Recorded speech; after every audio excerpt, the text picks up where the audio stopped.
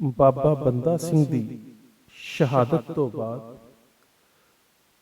ਹਿੰਦੁਸਤਾਨ ਦੇ ਬਾਦਸ਼ਾਹ ਫਰਖਸੀਅਰ ਵੱਲੋਂ ਪੰਜਾਬ ਦੇ ਨਿਯੁਕਤ ਕੀਤੇ ਗਏ ਗਵਰਨਰ ਦਲੇਰੇ ਜੰਗ ਅਬਦੁਲ ਸਮਦ ਖਾਨ ਅਤੇ ਉਸ ਦੇ ਪੁੱਤਰ ਖਾਨ ਬਹਾਦਰ ਜ਼ਕਰੀਆ ਖਾਨ ਨੇ ਸਿੱਖਾਂ ਉੱਪਰ ਅਕਹਿ ਅਤੇ ਅਸਹਿ ਜ਼ੁਲਮਾਂ ਦਾ ਦੌਰ ਆਰੰਭ ਕੀਤਾ। ਐਸੇ ਤਸੀਹੇ ਦਿੱਤੇ ਗਏ ਜਿਨ੍ਹਾਂ ਦਾ ਜ਼ਿਕਰ ਇਤਿਹਾਸ ਵਿੱਚ ਬਹੁਤ ਘੱਟ ਮਿਲਦਾ ਹੈ। ਜੇਕਰ ਅਸੀਂ ਪੁਰਾਤਨ ਸਰੋਤਾਂ ਨੂੰ ਘੋਖੀਏ ਤਾਂ ਤਕਰੀਬਨ 40 ਤੋਂ ਵੱਧ ਤਰ੍ਹਾਂ ਦੇ ਦਰਦਨਾਕ ਤਸੀਹੇ ਸਿੱਖਾਂ ਨੂੰ, ਬੀਬੀਆਂ ਨੂੰ ਅਤੇ ਬੱਚਿਆਂ ਨੂੰ ਆਪਣੇ ਤਨ ਉੱਪਰ ਹੰਢਾਉਣੇ ਪਏ। ਪਿੰਡਾਂ ਵਿੱਚ ਗਸ਼ਤੀ ਫੌਜਾਂ ਘੁੰਮ ਰਹੀਆਂ ਸਨ ਅਤੇ ਸਿੱਖਾਂ ਦੇ ਬਾਲ ਬੱਚੇ ਵੀ ਬੇਕਿਰਕੀ ਨਾਲ ਸ਼ਹੀਦ ਕੀਤੇ ਜਾ ਰਹੇ ਸਨ। ਲਾਹੌਰ ਦੇ ਕੋਲ ਪਿੰਡ ਨਿਆਜ਼ ਬੇਗ ਦੀ ਘਟਨਾ ਹੈ। ਜ਼ਿਕਰਯੋਗ ਹੈ ਕਿ ਇਸ ਘਟਨਾ ਦਾ ਅਸਥਾਨ ਖੁਸ਼ਵਕਤ ਰਾਏ ਨੇ ਆਪਣੀ ਕਿਤਾਬ ਤਾਰੀਖੇ ਸਿੱਖਾਂ ਵਿੱਚ ਪਿੰਡ ਚਬੁਰਜੀ ਲਿਖਿਆ ਹੈ। ਪ੍ਰਿੰਸੀਪਲ ਸਤਬੀਰ ਸਿੰਘ ਨੇ ਇਸ ਘਟਨਾ ਦਾ ਅਸਥਾਨ ਨਿਆਜ਼ ਬੇਗ ਲਿਖਿਆ ਹੈ ਅਤੇ ਗਿਆਨੀ ਗਿਆਨ ਸਿੰਘ ਹੋਰਾਂ ਨੇ ਲਾਹੌਰ ਦੇ ਨੇੜੇ ਦਾ ਇੱਕ ਪਿੰਡ ਦੱਸਿਆ ਹੈ। ਪਰ ਖੈਰ, ਪਿੰਡ ਦਾ ਨਾਮ ਜੋ ਮਰਜ਼ੀ ਹੋਵੇ, ਪਰ ਇਹ ਘਟਨਾ ਤਵਾਰੀਖ ਦੇ ਪੰਨਿਆਂ ਉੱਪਰ ਲਹੂ ਦੀ ਕਲਮ ਨਾਲ ਲਿਖੀ ਹੋਈ ਹੈ। ਗਸ਼ਤੀ ਫੌਜਾਂ ਪਿੰਡ ਵਿੱਚ ਪਹੁੰਚੀਆਂ।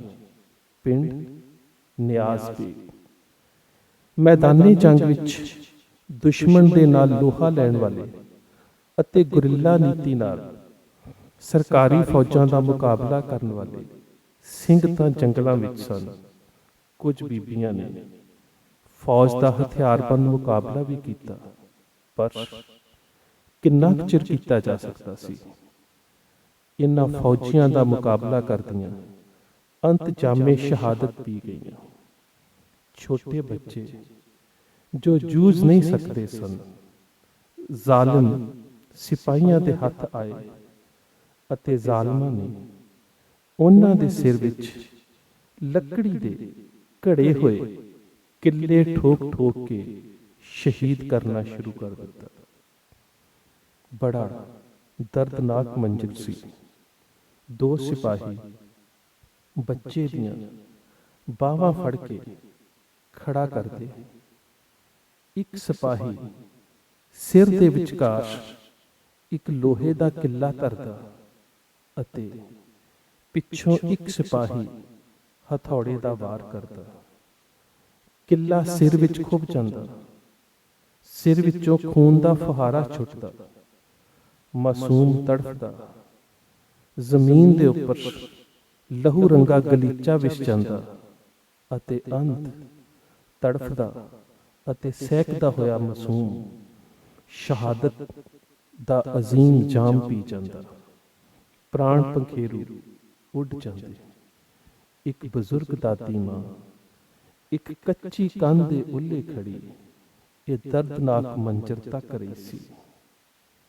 ਨੈਣਾਂ ਵਿੱਚ ਹੰਝੂ ਸਨ ਤੇ ਹੱਥ ਆਪਣੇ ਆਪ ਹੀ ਅਰਦਾਸ ਵਿੱਚ ਜੁੜ ਗਏ।